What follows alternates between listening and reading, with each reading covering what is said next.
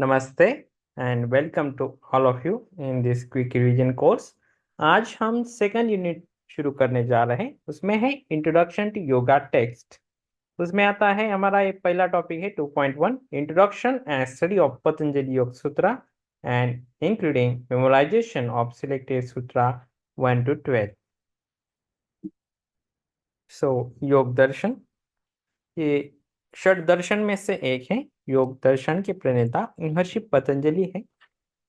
योग दर्शन में कुल 195 सूत्र है। योग सूत्र पर अनेक भाष्य उपलब्ध हैं, जिसमें से प्रमुख और प्राचीन व्यास भाष्य माना जाता है। तो महर्षि पतंजलि जो थे वो अपने पिता अंजलि में अर्ध्यान करते समय दिव्य लोक से आकर गिरे थे और अंजलि में गिरने के कारण इनका नाम पतंजलि महर्षि रखा गया था। इनको चरक, पाणिनि, फणिपतिनाथ, शेषनाग के नाम से भी जाना जाता है। उनका अवतार ये माने जाते हैं। इनका योग सूत्र पर स्वयं भगवान वेदव्यास जी ने भाष्य किया है। अनेक भी भाष्य उपलब्ध हैं, जैसे योग भाष्य, व्यास भाष्य वेदव्यास ने किया है सबसे प्रमुख भाष्य। तत्व वैशारदी वाचस्पति मिश्र का है।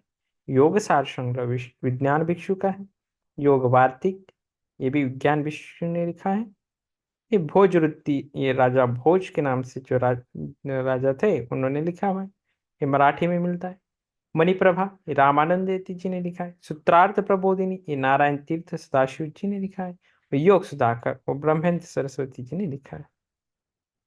तो योगेन चित्तस्य पदेन वाचाम मलं शरीरस्य च वैद्यकेन योपाकरोत्तम प्रवरम मुनीनाम पतंजलिम प्रांजलिरानतोस्मि। पतंजलि तीन अलग अलग उद्देश्य के लिए जाने जाते हैं। पतंजलि जो है चित्त शुद्धि के लिए योग सूत्र की रचना की। वाणी की शुद्धि के लिए व्याकरण शास्त्र यानी अष्टाध्यायी की रचना की। और मल शुद्धि अर्थात शरीर शुद्धि के लिए चरक संहिता की रचना इन्होंने की। तो ऐसे तीनों कार्य करने वाले पतंजलि को हम नमन करते हैं। योग सूत्र की संख्या, योग सूत्र टोटल 195 है। उसमें कुछ कुछ ग्रंथकार 196 मानते, बट 195 इज ऑथेंटिक। देन समाधिपाद में 51 है।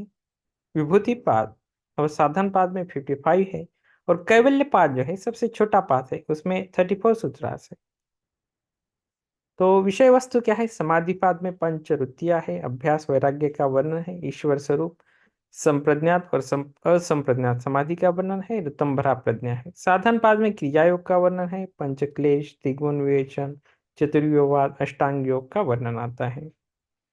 विभूति पाद में धारणा, ध्यान, समाधि, संयम, परिणाम त्रय विभूति का वर्णन है। और कैवल्य पाद जो है उसमें सिद्धि के पंच साधन, निर्माण चित्त क्या है, कर्म के चार प्रकार, धर्म में समाधि और कैवल्य की व्याख्या ये बताया गया है। देन अभी जो वो 1 से 12 सूत्र है उसमें सबसे प्रथम सूत्र है योग अथ योगानुशासन। अथ शब्द का अर्थ होता है अब। साथ ही अथ का इस्तेमाल शुभ शुरुआत के लिए भी जाना जाता है। अब योग की शिक्षा देने वाले ग्रंथ को हम आरंभ करते हैं, ऐसा इसका मतलब है। लेकिन योग की परिभाषा जो है महर्षि पतंजलि ने प्रथमतः दूसरे ही सूत्र में योग की परिभाषा बता दी है। योगश्चित्त वृत्ति निरोधा। उन्होंने कोई आसन नहीं बताए, प्राणायाम नहीं बताए, सीधे ध्यान योग की तरफ लेके जाते हैं। और चित्त की वृत्तियों का निरोध ही योग है। तो चित्त क्या है? चित्त में मन, बुद्धि, अहंकार ये सभी आते हैं। तो योग दर्शन में अंतःकरण चतुष्ट की अवधारणा को स्वीकार किया गया है। मन क्या है? सोचने की शक्ति। बुद्धि क्या है? निर्णयात्मक शक्ति। अहंकार क्या है? स्वभाव। और चित्त क्या है? संस्कार और वृत्तियों का संग्रह।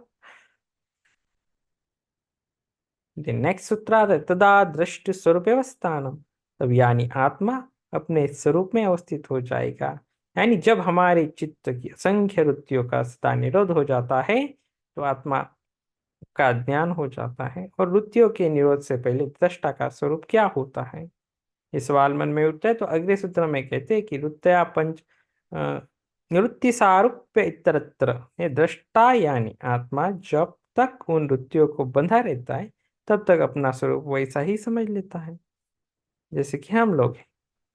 देन वृत्ति कितने हैं? वृत्तयः पंचतयः क्लिष्टा क्लिष्टाः, अर्थात क्लिष्टा और अक्लिष्टा वृत्तियां 5 है।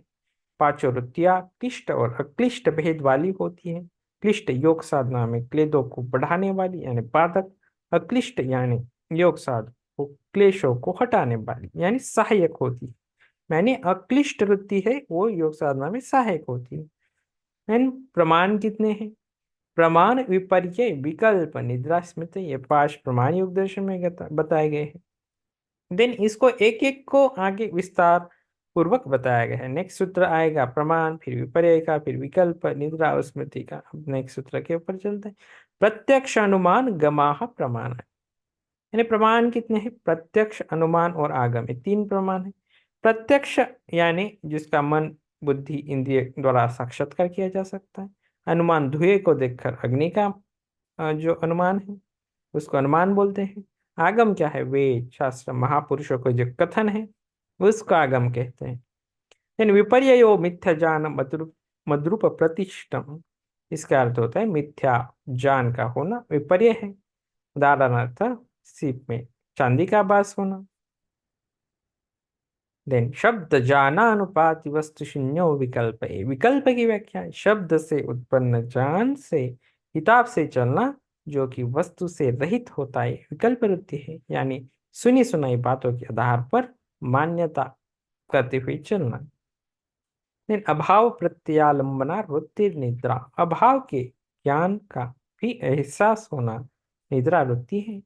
जैसे कि सोकर उठने के बाद यह कहना कि हमारी हमें गहरी नींद थी। अनुभूत विषय संप्रमोश स्मृति, अनुभूत विषय उसको असंप्रमोश स्मृति, अनुभव किए हुए विषय को न छिपाना, वो प्रकट होते उसको स्मृति कहते हैं। पूर्व के अनुभवों का समय समय पर प्रकट हो जाना स्मृति है। कोई ऐसी पुरानी बातें याद आ गई कि जिससे हमारे अंदर योग के लिए ईश्वर की तरफ जाने का उत्साह पैदा हो गया तो ये अक्लिष्ट वृत्ति हो गई।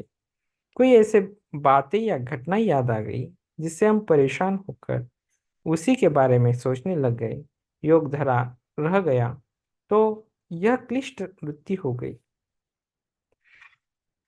तो पूर्व के अनुभव का प्रकट होना कौन सी वृत्ति है? तो स्मृति। और चित्त की वृत्तियां ये हम 4 के रूप में देखते हैं, ये प्रमाण, विपर्य, विकल्प, निद्रा और स्मृति। प्रमाण कौन से है? प्रत्यक्ष, अनुमान, आगम, ये 3 प्रमाण बताए। विपर्य क्या है? मिथ्या ज्ञान है। विकल्प क्या है? वस्तु के अभाव में केवल शब्द की अनुभूति। निद्रा क्या है? सभी वस्तुओं का अभाव होना। और स्मृति क्या है? अनुभूत विषय का पुनरावृत्ति होना। चित्त की भूमिया कौन सी है?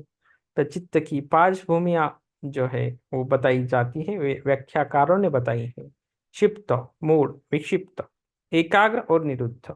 तो क्षिप्त क्या होता है? अस्थिर चित्त, रजोगुण और तमोगुण का प्रभाव होता है। मूढ़ में क्या होता है? तमोगुण का प्रभाव, निद्रा, आलस्य आदि आना। विक्षिप्त क्या होता है? मुख्य रूप से सत्वगुण, परंतु तीनों गुण परिवर्तनशील। मन कभी एकाग्र रहता है, कभी विचलित रहता है। एकाग्र क्या है? चित्त में एकाग्रता, संप्रज्ञात समाधि योग की अवस्था है, सभी समाधि कहते हैं। और निरुद्ध क्या होता है कि सभी वृत्तियां निरुद्ध हो जाती, तो ये असंप्रज्ञात समाधि की स्थिति है। तो इसमें से योग की कौन सी दोनों अवस्था होती है? तो एकाग्र और निरुद्ध। अभ्यास वैराग्याभ्याम तन्निरोध, अब इन चित्तों के इन वृत्तियों को कैसे रोके? तो अभ्यास और वैराग्य द्वारा इनको रोकना है। चित्त की वृत्तियों का निरोध अभ्यास और वैराग्य से होता है। तो ये हमारा जो पतंजलि योग दर्शन है उसमें जो 1 to 12 सूत्र है, वो ये सूत्र आपको मेमोराइज करना है। और ये आज का टॉपिक कवर हो गया। So thank you all of you, धन्यवाद।